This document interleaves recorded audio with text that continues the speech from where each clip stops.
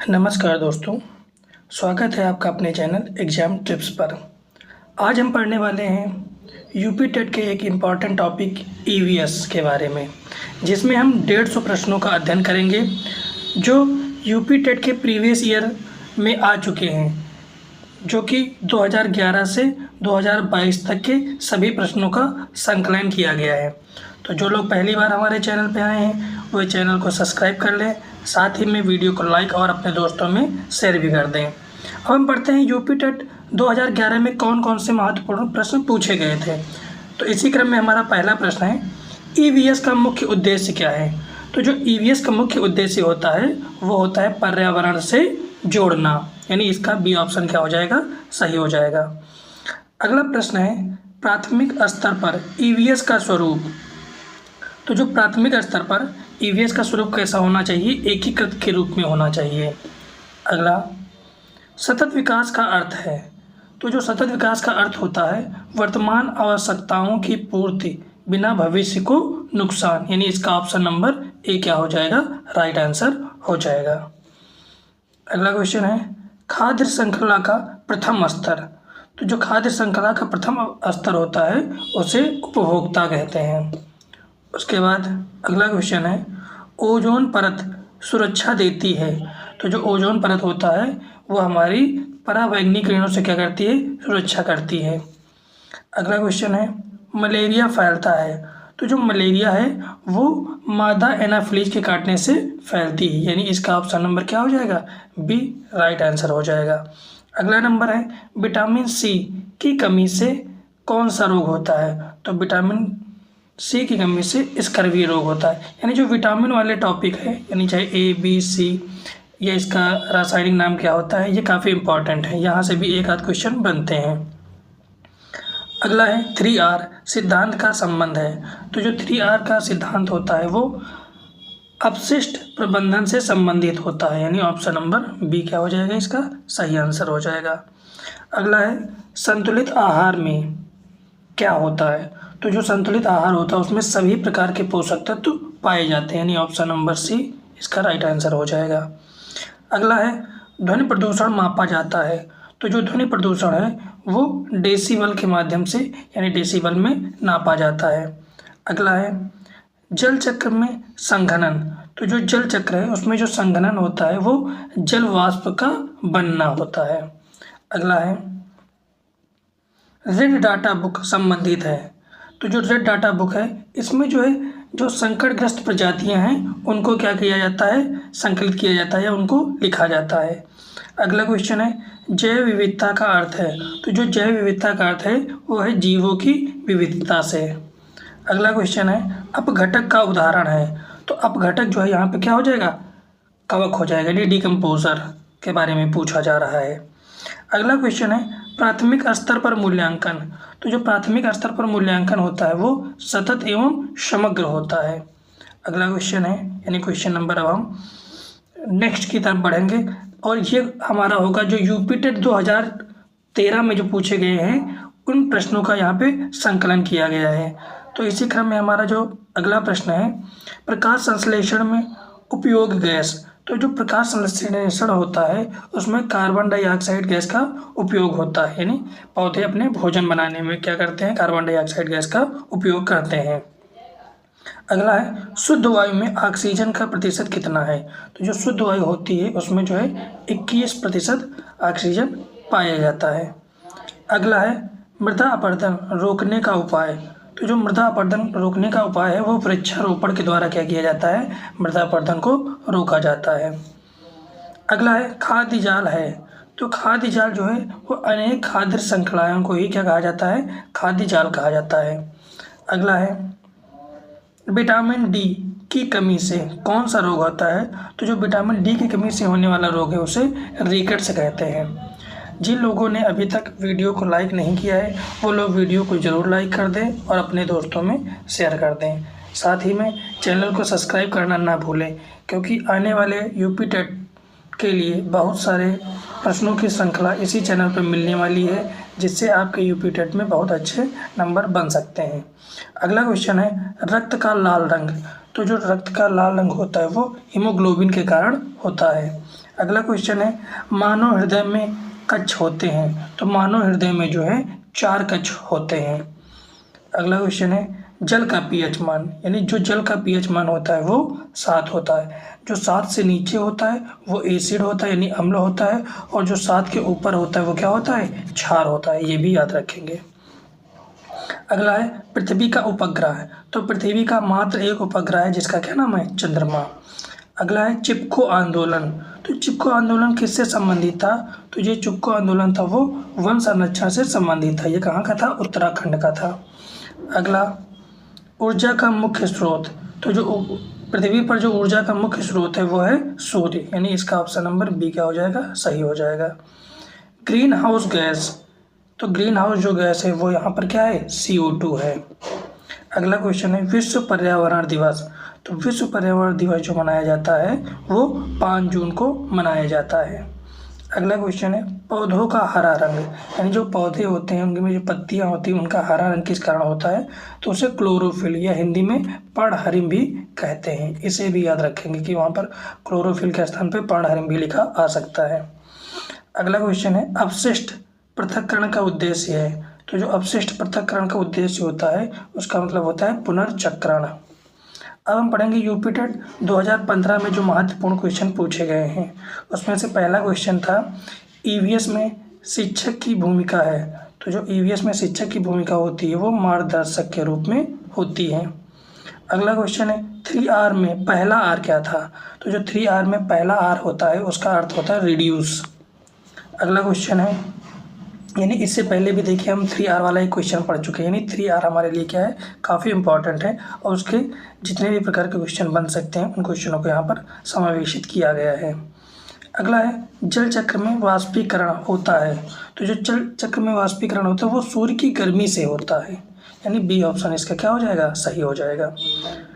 Malaria का परजीवी है, तो जो मलेरिया का परजीवी होता है वो प्लाज्मोडियम होता है।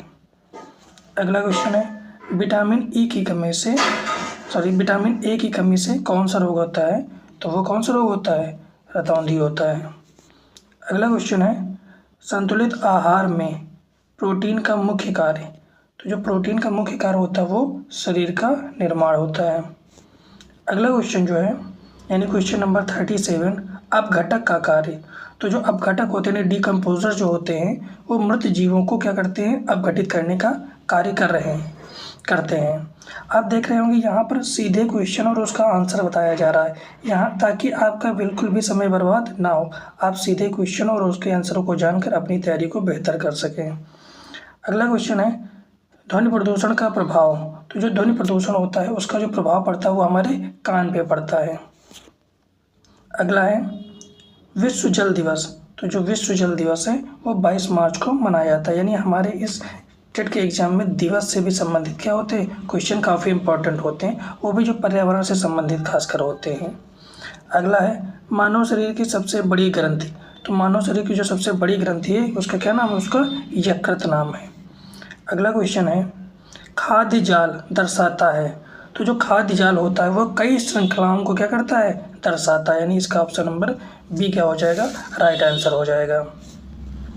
पृथ्वी का सबसे बाहरी भाग, तो जो पृथ्वी का सबसे बाहरी भाग होता है उसे क्रस्ट कहते हैं, यानी उसको 3 भागों में बांटा गया, क्रस्ट, मेंटल और कोर, यानी पहले भाग को क्रस्ट कहा जाता है, फिर दूसरे भाग को मेंटल कहा जाता है, फिर जो लास्ट वाला पार्ट होता है उसे कोर कहा जाता है, इसे भी याद रखेंगे। अगला है वायु में सर्वाधिक गैस, तो वायु में जो सबसे ज़्यादा गैस पाई जाती है वो नाइट्रोजन है। अगला वर्षा जल संचयन का उद्देश्य क्या है, तो उस जो वर्षा का जल संचयन का मुख्य उद्देश्य होता है कि वर्षा के जल को बचाना और उसको अन्य कामों में उपयोग में लेना। अगला क्वेश्चन है प्राथमिक स्तर पर ईवीएस शिक्षण का आधार है, तो वो जो आधार होता है वो अनुभव होता है। अगला अब हम पढ़ेंगे यूपी टेट 2016 में आए हुए महत्वपूर्ण प्रश्नों को, और हमारी वीडियो कैसी लग रही कमेंट में बताना ना भूलें, क्योंकि यहाँ पर आपके लिए ही प्रीवियस ईयर में जितने भी क्वेश्चंस पूछे गए हैं उनको एक साथ आपको दिया जा रहा है और सीधे क्वेश्चन और आंसर के फॉर्म में, ताकि आपका समय न बर्बाद हो और प्रीवियस ईयर के क्वेश्चनों को आप आराम से और आसान वे में समझ सकें। तो इसलिए कमेंट में लिखना ना भूलें और चैनल को सब्सक्राइब करना भी ना भूलें। अगला है रक्त का तरल भाग जो होता है उसे प्लाज्मा के नाम से जाना जाता है। अगला है पौधों में जल परिवहन। तो जो पौधों में जल परिवहन होता है वो जाइलम के माध्यम से होता है। अगला है ओजोन छिद्र पाया जाता है। तो ओजोन जो छिद्र है वो कहाँ पाया गया है, तो वो पाया गया है अटलांटिका पे। अगला है ऊर्जा का नवीनीकरण स्रोत क्या है, तो जो सौर ऊर्जा है वो नवीकरणीय ऊर्जा का क्या है, स्रोत है। और जबकि कोयला हो गया, पेट्रोल हो गया और डीजल हो गया, ये सब अनवीकरणीय ऊर्जा के स्रोत हैं। अगला है विटामिन सी का स्रोत। तो जो विटामिन सी का स्रोत होता है वो आंवला होता है। आंवला में विटामिन सी सबसे प्रचुर मात्रा में पाया जाता है। अगला है पर्यावरण दिवस। तो पर्यावरण दिवस देखिए 2016 में भी इससे क्वेश्चन पूछा गया है कि ये 5 जून को मनाया जाता है। अगला क्वेश्चन है संतुलित आहार में वसा का कार्य होता है। तो जो संतुलित आहार में वसा का कार्य होता है वो शरीर निर्माण में होता है। अगला क्वेश्चन है वसा का जो कार्य होता है वो ऊर्जा संग्रहण के रूप में होता है। अगला क्वेश्चन है अपशिष्ट पृथक्करण क्यों आवश्यक है, तो ये आवश्यक है पुनर्चक्रण के लिए। अगला क्वेश्चन है जैव विविधता का संरक्षण, यानी जो जैव विविधता का संरक्षण होता है वो संरक्षण क्षेत्र में होता है। अगला ध्वनि तरंग नहीं चलती है। तो ध्वनि तरंग किस में नहीं चलती है, यानी ठोस में भी चलती है, द्रव में भी चलती है, गैस में भी चलती है, लेकिन जो निर्वात में ध्वनि का संचरण नहीं होता। तो इसका ऑप्शन डी क्या हो जाएगा। अगला है ग्रीन हाउस गैस प्रभाव से क्या फ़र्क पड़ता है। तो जो ग्रीन हाउस गैस प्रभाव होता है उससे क्या होता है, तापमान बढ़ता है, यानी पृथ्वी का तापमान ग्रीन हाउस गैसों के प्रभाव के कारण ये क्या हो रहा है, बढ़ रहा है। जैसे ग्लेशियर भी हमारे क्या हो रहे हैं, पिघल रहे हैं। अगला क्वेश्चन है मृदा संरक्षण का उपाय। तो जो मृदा संरक्षण का उपाय है वो वृक्षारोपण, यानी वृक्षों को लगाने से क्या होता है, मृदा संरक्षण को रोका जा सकता है। अगला है मानव हृदय में वाल्व का क्या कार्य होता है। तो इसका कार्य होता है रक्त दिशा को नियंत्रित करना। अगला है ईवीएस का एकीकृत स्वरूप जोड़ता है। तो इसका जो एकीकृत स्वरूप होता है वो विज्ञान और सामाजिक अध्ययन को क्या करता है, जोड़ता है। अगला क्वेश्चन है संतुलित आहार का उद्देश्य। तो जो संतुलित आहार है उसका उद्देश्य जो होता है वो क्या होता है, वो होता है स्वास्थ्य बनाए रखने के लिए। अब हम पढ़ने वाले हैं यूपी टेट 2017 में आए हुए महत्वपूर्ण प्रश्नों के बारे में। अब इसमें कौन कौन सा क्वेश्चन पूछा गया था कि चिपको आंदोलन का मुख्य उद्देश्य क्या था। जो चिपको आंदोलन था इसका मुख्य उद्देश्य था वन संरक्षण। देखिए ये 2 बार रिपीट हो चुका है, एक 2013 में भी पूछा गया और 17 में भी इसको दोबारा पूछ लिया गया है। अगला क्वेश्चन है प्राथमिक स्तर पर ईवीएस में सर्वोच्चतम विधि क्या है। इसकी जो सर्वोच्चतम विधि है वो गति आधारित शिक्षण है। अगला क्वेश्चन है खाद्य श्रृंखला में शाकाहारी होते हैं। तो जो शाकाहारी होते हैं वो प्राथमिक उपभोक्ता होते हैं। अगला क्वेश्चन है विटामिन डी का मुख्य स्रोत है। तो जो विटामिन डी है उसका जो मुख्य स्रोत है वो प्रकाश, सूर्य का प्रकाश है, यानी इससे हमको क्या होता है, विटामिन डी मिलता है। अगला है विश्व वन्य दिवस मनाया जाता है। तो जो विश्व वन्य दिवस है वो 21 मार्च को क्या किया जाता है, मनाया जाता है। अगला है मानव शरीर का सबसे बड़ा अंग। जो मानव शरीर का सबसे बड़ा अंग है वो क्या है, त्वचा है। अगला है जल का रासायनिक सूत्र। तो जल का जो रासायनिक सूत्र होता है वो H2O होता है। इस हिसाब से इसका ऑप्शन क्या हो जाएगा, बी हो जाएगा, जो है सही हो जाएगा। अगला है ईवीएस में प्रोजेक्ट कार्य का उद्देश्य क्या होता है। तो इसका उद्देश्य होता है खोज आधारित अधिनियम। अगला है वायु प्रदूषण का मुख्य कारण। तो जो वायु प्रदूषण है उसका जो मुख्य कारण है वो है वाहन और धुआं, यानी वाहन के द्वारा धुआं निकलता है, उससे क्या होता है, वायु प्रदूषण होता है। अगला है अपघटक का उदाहरण। तो यहाँ पर जो डिकम्पोजर का उदाहरण है वो कवक को माना गया है, यानी कवक जो है होता है ऑप्शन के हिसाब से। अगला संतुलित आहार में कार्बोहाइड्रेट का कार्य होता है। तो जो कार्बोहाइड्रेट होता है उससे ऊर्जा हमको मिलती है, यानी सबसे ज़्यादा जो ऊर्जा शरीर को मिलती है वो कार्बोहाइड्रेट के द्वारा मिलती है, यानी कार्बोहाइड्रेट के फॉर्म में मिलती है। अगला है ध्वनि प्रदूषण मापा जाता है। तो ध्वनि प्रदूषण जो है वो डीबी यानी डेसिबल के माध्यम से क्या होता है, मापा जाता है। डेसिबल के माध्यम से मापा जाता है। अगला है जैव विविधता का अर्थ।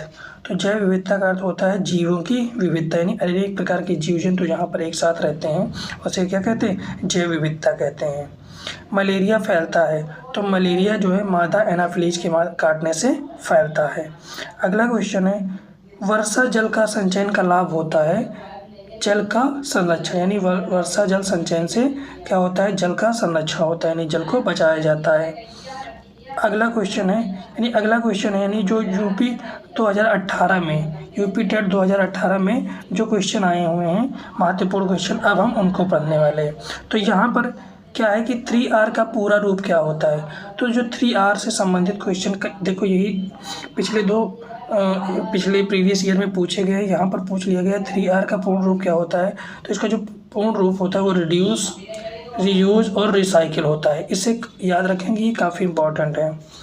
अगला है पृथ्वी सूर्य की परिक्रमा करती है, तो वो 365 दिन में क्या करती है, पृथ्वी जो है वो सूर्य का चक्कर लगाती है। रक्त का शुद्धिकरण कहाँ पे होता है। तो जो रक्त का शुद्धिकरण होता है वो किडनी में होता है। अगला है पौधे भोजन बनाते हैं। तो जो पौधे हैं वो अपना भोजन प्रकाश संश्लेषण के माध्यम से बनाते हैं। अगला विटामिन सी की कमी से कौन सा रोग होता है। तो स्कर्वी रोग होता है। काफ़ी क्वेश्चन देख रहे होंगे जो आप रिपीटेड है, नहीं वो किसी और ईयर में पूछे गए हैं और इस ईयर में भी पूछ लिए गए हैं। तो ईवीएस में ऐसा होता है कि क्वेश्चन रिपीटेड आते हैं, इसीलिए जो है आपको ये प्रीवियस ईयर की मैराथन कराई जा रही है। अगला क्वेश्चन है ग्रीन हाउस गैस। तो जो ग्रीन हाउस गैस है वो क्या है, वो आपकी कार्बन डाइऑक्साइड, यानी ऑप्शन नंबर आपका सी क्या हो जाएगा, राइट आंसर हो जाएगा।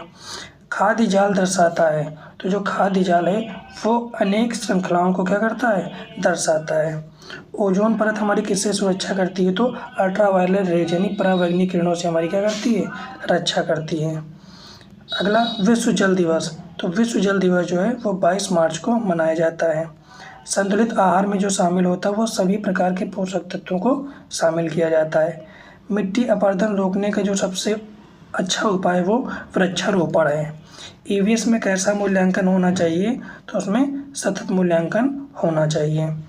अगला क्वेश्चन है ध्वनि नहीं चलती है। तो जो ध्वनि है वो निर्वात में उसका संचरण नहीं होता, यानी वो निर्वात में नहीं चल सकती है। वायु में नाइट्रोजन जो है 78% पाई जाती है, यानी सबसे ज़्यादा वायु में पाई जाने वाली जो गैस है वो नाइट्रोजन गैस ही है। अगला अपशिष्ट पृथक्करण का उद्देश्य। तो इसका मतलब होता है पुनः चक्रण। अगला अब हम पढ़ेंगे यूपी टेट 2019 में जितने भी महत्वपूर्ण क्वेश्चन पूछे गए हैं उन सभी को अब हम पढ़ने वाले हैं। रेड डाटा बुक संबंधित है। तो जो संकटग्रस्त प्रजातियां होती हैं उनको रेड डाटा बुक में लिखा जाता है। अगला क्वेश्चन है मानव हृदय में कितने कक्ष होते हैं। तो इसको हम पहले भी पढ़ चुके हैं कि 4 कक्ष होते हैं। जल का पीएच मान कितना होता है। तो 7 होता है। पृथ्वी का बाहरी भाग को हम क्रस्ट नाम से जानते हैं। अगला जैव विविधता संरक्षण हेतु क्या किया जाता है, संरक्षित क्षेत्र यानी संरक्षण क्षेत्र। अगला सौर ऊर्जा। सौर ऊर्जा कैसा स्रोत है। तो ये नवीकरणीय स्रोत है। अगला है मलेरिया का क्या कारक है। तो मलेरिया को जो कारक है वो प्लाज्मोडियम है। अगला पौधे का हरा रंग, तो वो क्लोरोफिल के कारण होता है जिसे पर्णहरित भी कहते हैं। अगला संतुलित आहार का उद्देश्य। जो संतुलित आहार होता है उसका उद्देश्य होता है स्वास्थ्य बनाए रखना। अगला ईवीएस का मुख्य आधार क्या होता है। तो ईवीएस का मुख्य आधार होता है अनुभव। अगला स्वच्छ भारत की अभियान की शुरुआत किसने की थी। तो प्रधानमंत्री नरेंद्र मोदी के द्वारा की गई थी। अगला विटामिन सी की कमी से कौन सा रोग होता है। तो वो स्कर्वी रोग होता है। अगला हमारे शरीर में रक्त का रंग लाल क्यों होता है। तो वो हीमोग्लोबिन के कारण होता है। रेड क्रॉस का संबंध किससे है। तो रेड क्रॉस का जो संबंध है वो स्वास्थ्य सेवाओं से, यानी ऑप्शन नंबर बी क्या हो जाएगा, इसका राइट आंसर हो जाएगा। अगला है पौधे भोजन बनाते हैं। तो जो पौधे होते हैं अपना भोजन वो पत्तियों में बनाते हैं। अगला मानव शरीर में कुल कितनी हड्डियां होती हैं। तो 206 हड्डियां होती हैं। अगला सबसे कठोर पदार्थ। तो इन ऑप्शनों में जो सबसे कठोर पदार्थ है वो क्या है, हीरा है। अगला राष्ट्रीय पक्षी है, तो राष्ट्रीय पक्षी जो है वो मोर को माना गया है, यानी हमारा राष्ट्रीय पक्षी जो है वो क्या है, वो मोर है। और हमारा जो राष्ट्रीय पशु है वो बाघ है। अगला, मलेरिया किसके द्वारा फैलता है, तो मलेरिया जो है वो मच्छर के काटने से फैलता है। अगला क्वेश्चन, पृथ्वी अपने अक्ष पर एक चक्कर कितने समय में लगाती है, तो पृथ्वी अपने अक्ष पर जो एक चक्कर लगाती है वो 24 घंटे में लगाती है। अगला, जल का उबलने का तापमान कितना है, तो जल जो है वो 100 सेंटीग्रेड पे क्या होने लगता है, उबलने लगता है। ग्राम पंचायत का प्रमुख कौन होता है, तो जो ग्राम पंचायत होता है उसका जो प्रमुख होता है वो सरपंच कहलाता है, यानी ऑप्शन नंबर ए इसका सही ऑप्शन हो जाएगा। अगला है, जल ही जीवन का मुख्य उद्देश्य है, तो जल ही जीवन का मुख्य जो उद्देश्य है वो जल संरक्षण है। अगला है, ताजे पानी की सबसे बड़ी झील, तो जो ताजे पानी की सबसे बड़ी झील है उस झील को क्या नाम है, उलर झील, और ये कहाँ है, जम्मू एंड कश्मीर में। अगला क्वेश्चन है, सूर्य ऊर्जा का मुख्य स्रोत है, तो इससे हमको क्या मिलता है, प्रकाश भी मिलता है और ऊष्मा भी मिलता है, यानी हम कह सकते हैं दोनों चीज़ें मिलती हैं, तो इसका ऑप्शन क्या हो जाएगा, सी जो है राइट आंसर हो जाएगा। राष्ट्रीय वृक्ष, तो जो हमारा राष्ट्रीय वृक्ष है वो क्या है, बरगद है। अगला, शुद्ध जल का पीएच मान क्या होता है, वो 7 होता है। ये क्वेश्चन काफ़ी बार पूछा गया है। अगले क्वेश्चन की ओर बढ़ते हैं। पूछा गया है, सौर ऊर्जा किस प्रकार की ऊर्जा है, तो सौर ऊर्जा जो है वो नवीकरणीय ऊर्जा का एक प्रकार है। अगला है, दूध में कौन सा पोषक तत्व प्रचुर मात्रा में होता है, तो वो कैल्शियम होता है, लेकिन दूध में विटामिन सी नहीं पाया जाता है। अगला क्वेश्चन है, भारत का राष्ट्रीय पशु है, अभी हम इस पर बात कर चुके हैं कि इसका राष्ट्रीय पशु क्या है, यानी हमारे भारत का राष्ट्रीय पशु बाघ है। अगला हम वन लाइनर टाइप में पढ़ लेते हैं कि दांतों के सड़न का कारण क्या होता है, तो जो दांतों में सड़न का कारण होता है मुख्य वो जीवाणुओं के द्वारा होता है। अगला है, पौधों में जल का परिवहन होता है, तो जाइलम के द्वारा, यानी हम ऐसे भी याद कर सकते हैं, ज से जाइलम और ज से जल, यानी जाइलम के द्वारा क्या होता है, जल का क्या होता है, परिवहन होता है। और फ्लोएम अगर पूछ लिया जाए तो फ्लोएम के द्वारा क्या होता है, फूड, यानी भोजन का क्या होता है, परिवहन होता है। तो एफ आर फ्लोएम और एफ आर फूड, तो ऐसे भी हम याद कर सकते हैं। अगला, विश्व जल दिवस मनाया जाता है, तो 22 मार्च को मनाया जाता है। विश्व में सर्वाधिक मात्रा में वायु में सर्वाधिक मात्रा में कौन सी गैस पाई जाती है, तो नाइट्रोजन गैस पाई जाती है। अगला, रक्त का थक्का जमाने में कौन सहायक होता है, तो प्लेटलेट्स सहायक होता है। अगला, ओजोन परत किस मंडल में पाई जाती है, तो वो समताप मंडल में पाई जाती है। मिट्टी का कटाव रोकने का उपाय क्या है, तो वृक्षारोपण के द्वारा क्या किया जा सकता है, मिट्टी कटाव को रोका जा सकता है। अगला क्वेश्चन है, पल्स पोलियो अभियान बच्चों के लिए है, तो कितने साल के बच्चों के लिए है, तो 0 से 5 वर्ष के बच्चों के लिए होता है। मानव हृदय में कितने कक्ष होते हैं, तो 4 कक्ष होते हैं। अगला, जलवायु परिवर्तन का मुख्य कारण क्या है, तो जो जलवायु परिवर्तन का मुख्य कारण है वो ग्रीन हाउस गैसेज हैं। अगला, अनाज भंडारण के लिए उपयोगी संरचना, तो वो गोदाम है। अगला, सबसे लंबी नदी, तो जो सबसे लंबी नदी है उसका क्या नाम है, गंगा। अगला, पशुओं का डॉक्टर कहलाता है, तो वो पशु चिकित्सक कहलाता है। राष्ट्रीय गान के रचयिता कौन है, तो वो रविंद्रनाथ टैगोर जी हैं। अगला, पौधों में श्वसन होता है, तो पौधों में श्वसन दिन और रात दोनों में होता है। अगला, प्लास्टिक प्रदूषण का समाधान, तो ये है पुनर्चक्रण के माध्यम से। अगला, बिजली का अच्छा सुचालक है, तो वो तांबा। अगला, बाल श्रम रोकने का उद्देश्य है शिक्षा का अधिकार। शरीर में ऊर्जा का मुख्य स्रोत होता है, तो वो कार्बोहाइड्रेट होता है। अगला है, राष्ट्रीय फल, तो किसको माना जाता है, आम को। अगला, कुपोषण से प्रभावित अंग, तो शरीर का विकास। अगला, सफाई से रोका जा सकता है, तो संक्रामक रोगों को शरीर की सफाई से फैलने से रोका जा सकता है। अगर आप शरीर की अपने अच्छे से सफाई करेंगे तो आप संक्रामक रोगों से बच सकते हैं। पृथ्वी का उपग्रह, तो पृथ्वी का मात्र एक उपग्रह है जिसका नाम चंद्रमा यानी मून है। अगला, धातु का उदाहरण है, तो लोहा एक प्रकार की धातु है। प्राथमिक उपचार का उद्देश्य है, तो तुरंत सहायता प्राप्त करना। वर्षा मापने का यंत्र तो उसे वर्षा मापी भी कहते हैं। वन्य जीव संरक्षण का कारण है तो वो जैव विविधता है। अगला, राष्ट्रीय खेल परंपरागत रूप से माना जाता है तो उसे हॉकी को, हमारा राष्ट्रीय खेल क्या है भाई, हॉकी है। संतुलित आहार में शामिल है तो संतुलित जो आहार होता है उसमें सभी प्रकार के पोषक तत्व शामिल होते हैं। ईवीएस का मुख्य उद्देश्य क्या है तो पर्यावरण के प्रति जागरूकता है। यानी इस सीरीज में हमने प्रीवियस ईयर के लगभग 150 प्रश्नों का अध्ययन किया है जो प्रीवियस एग्जाम में पूछे गए हैं, और आपने देखा होगा कि बहुत सारे प्रश्न क्या हैं जो वो रिपीट हुए हैं। यानी हम कह सकते हैं कि ईवीएस में काफ़ी प्रश्न होते हैं जो रिपीटेड फॉर्म में पूछे जाते हैं। यूपी टेट हमारा जैसा कि प्रस्तावित है कि 3 या 4 जुलाई में होना है, और ईवीएस हमारा एक स्कोरिंग पॉइंट होता है, यानी स्कोरिंग यहाँ से अच्छी की जा सकती है। तो आप इस वीडियो के माध्यम से प्रीवियस ईयर के सभी क्वेश्चन और उसके पैटर्न को समझ सकते हैं कि किस प्रकार के क्वेश्चन पूछे गए हैं। इसके साथ साथ अगर आप पहली बार हमारे चैनल पे आए हैं तो चैनल को ज़रूर सब्सक्राइब कर लें, ताकि हम ऐसे ही वीडियो जो यूपी टेट में के प्रीवियस ईयर के क्वेश्चन हो, चाहे सीडीपी हो, हिंदी हो, इंग्लिश हो या ईवीएस हो, की वीडियो हम आप तक पहुंचा सकें। तो अगर आप पहली बार चैनल पे हैं तो चैनल को ज़रूर सब्सक्राइब करें, वीडियो को लाइक करें, अपने दोस्तों को भी भेजें जो यूपी टेट की तैयारी कर रहे हैं और उन्हें एक अच्छा स्कोर बनाना है। पूरा वीडियो देखने के लिए धन्यवाद। जय हिंद, जय भारत।